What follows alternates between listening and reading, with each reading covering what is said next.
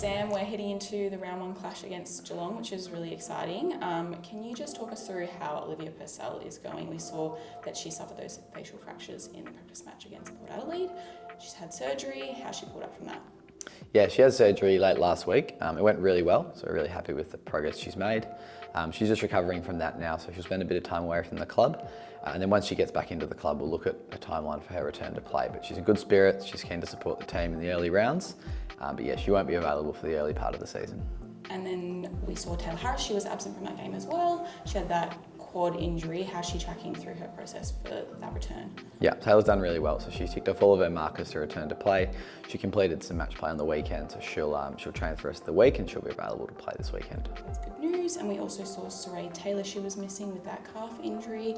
Where's she at in that schedule for rehab? Yeah, Saray's made some progress, albeit slowly, so she won't be available this week. She'll return to run back end of this week, and then from there we'll look to build her training loads up. She's looking at being around the round 3 mark at the moment. And then we've got Gemma Rigoni. She's coming back from that groin injury. Whereabouts is she? How's she tracking?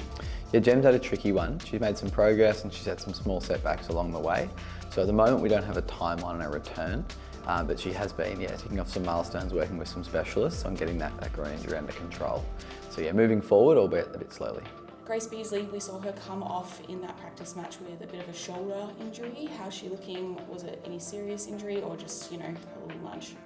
Yeah, she had what was a low-grade shoulder injury. It wasn't a huge concern, but being the back end of a practice match, we thought we'd take the conservative approach. She did some rehab last week and she's back into training this week. So providing she gets through training this week, she would also look to be available. So she'll be a test. And just lastly, Lily Johnson, she's been out with that Achilles injury pre-season. How's she looking? Where's she at? Yeah, Lily's done really well. So she's again ticked all the boxes for her return. She completed match play on the weekend. So she'll be a test. If she gets to the back end of this week, then yeah, she'll look to be available for some game time on the weekend.